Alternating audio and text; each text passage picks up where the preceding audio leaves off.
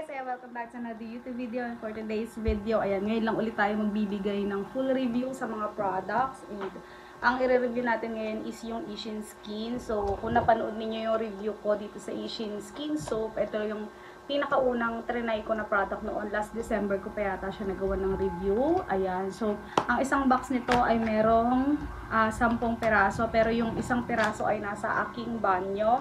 Dahil yan ang ginagamit kong soap ngayon. Dahil alam niyo na pag magkakaroon ng period, something like that, medyo parang nakaka-irita yung feeling. And ayoko nang malagkit sa katawan. So, ito yung ginagamit ko kasi maganda siya talaga kapag medyo meron kang oily skin, ganon. And of course, nakakatanggal siya ng mga acne. Ayan.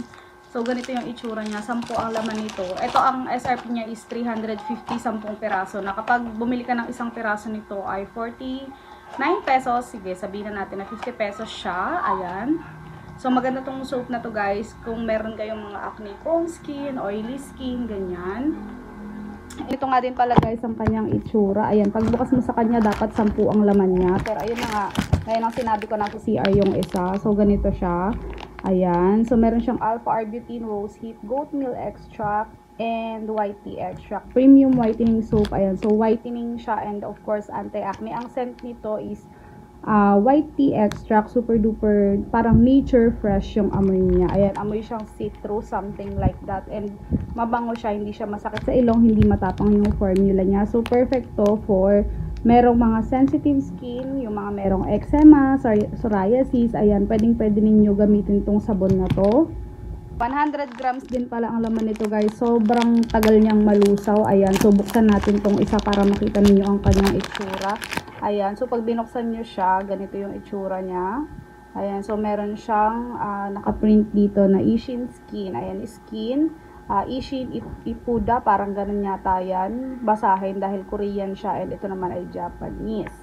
Ayan. So, ganito yung itsura niya guys. Sobrang kapal niya. 100 grams siya. Ang tagal maubos nitong isang bar na to. And super duper goods na talaga siya. And again, pwede siya sa mga sensitive skin. May psoriasis, eczema, maraming mga acne. Ayan.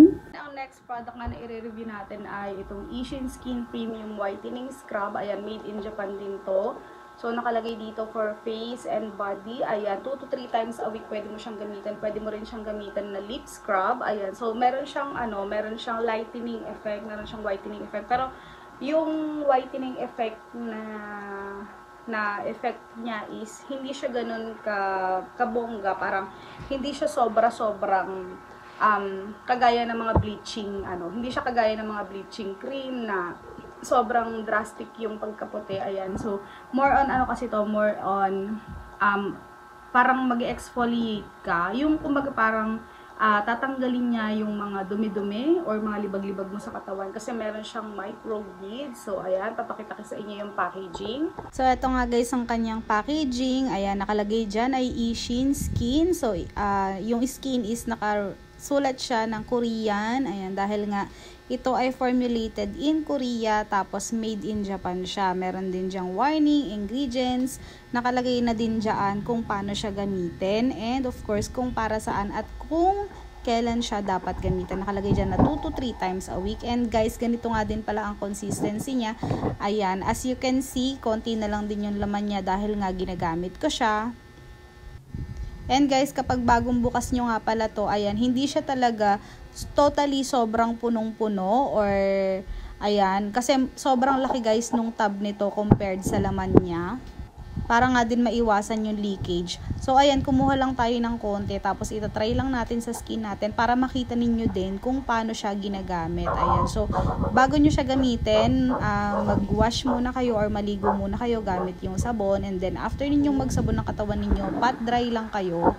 And then, gamitin nyo na siya sa balat ninyo. So, ganyan. I-scrub nyo lang siya, guys. And kung medyo wet pa kasi yung katawan ninyo, magme-melt yung salt doon sa may body ninyo. And, ayan, makukuha na niya or matatanggal na niya yung mga dead skin or yung mga libag-libag sa katawan.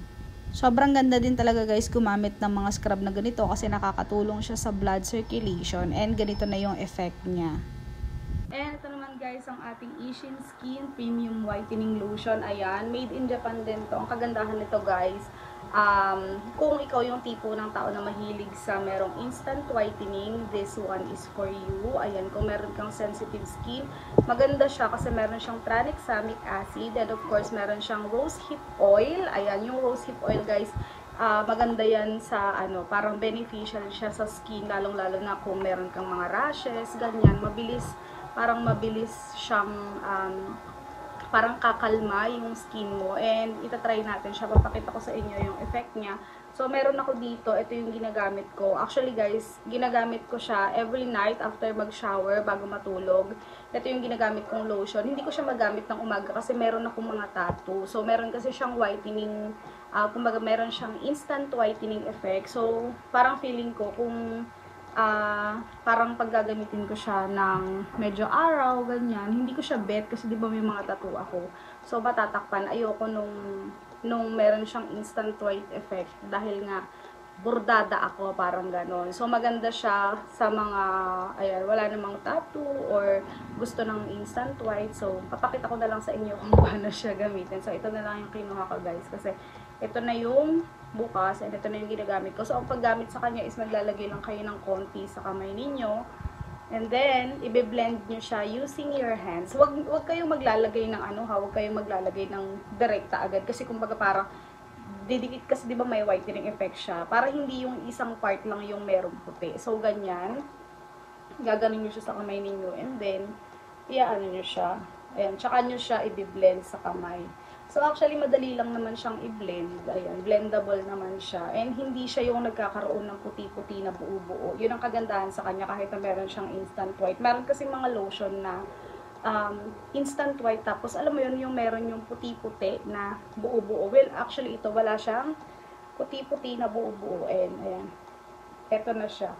So, ganyan na yung pagkakaiba nila. Ito yung merong lotion, ito yung wala. Ito yung merong instant white effect. And ang ganda rin niya, 'di ba? Kung makikita niyo, kitang-kita niyo talaga, sobrang kinis niya talaga, and wala talaga siyang buo-buo na parang yung mga kanin-kanin or parang meron parang tissue ganyan. Meron kasi yung mga lotion na gano'n na kapag i-blend mo na sa kamay mo, parang meron siyang puti-puti na maliliit, which is ito wala, pero meron siyang instant white effect.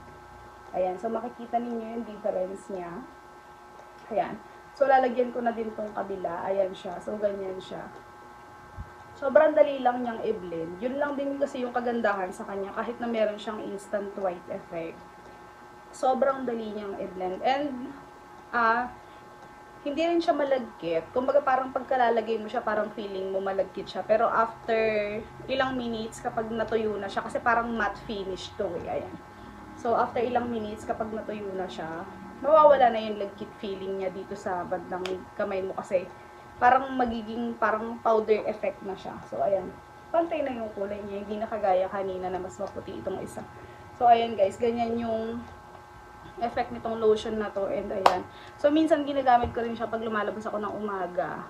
Basta nakapantalon ako sa pangbaba. Pero pag halimbawa naman naka-shorts ako sa pambaba, ganyan, hindi ako nag-lotion ng ganito kasi nga, 'di ba, masyadong magiging obvious yung instant white effect niya dahil nga meron akong mga tattoo, ganyan. Guys, ang SRP nito is nasa 298 to 300 pesos. Ayan, parehas lang sila ng SRP nitong Ishin Scrub. Ang ganda rin nito, guys. So, ang paggamit sa kanya dito sa tatlong combo na to is first, ayan, maligo ka muna or magbanlaw ka muna gamit tong Ishin Skin Soap. And then, ayan, i-scrub mo ang iyong mga libag gamit tong Ishin Skin Scrub. And then, after mong maligo, ito naman yung gagamitin mo. Sobrang ganda niya, guys, sa balat. And, ayun nga, again, kung meron kang sensitive skin, recommended tong lotions na to or itong mga products na to para sa'yo kasi ang ganda ng benefit ng rose hip sa balat natin. So, kung meron kayong gustong information tungkol sa mga rose hip, ayan, pwede naman kayong mag-research. Ayan, i-google nyo siya, guys, kung ano yung mga pwede pang maging benefits ng rose hip sa balat. Pero, again, maganda siya kasi 'di ba vitamin C ang rose hip. Ayan. So, yun yung benefit niya sa skin. Ayan, nakaka-smooth, nakaka-lighten siya ng skin. So, yun lang guys. guys, hindi ko na patatagalin tong video na to. Ayan, sa next video natin, try ko maging active lang, gano'n, na nagbigyan natin ng mga review yung mga products na binibenta natin.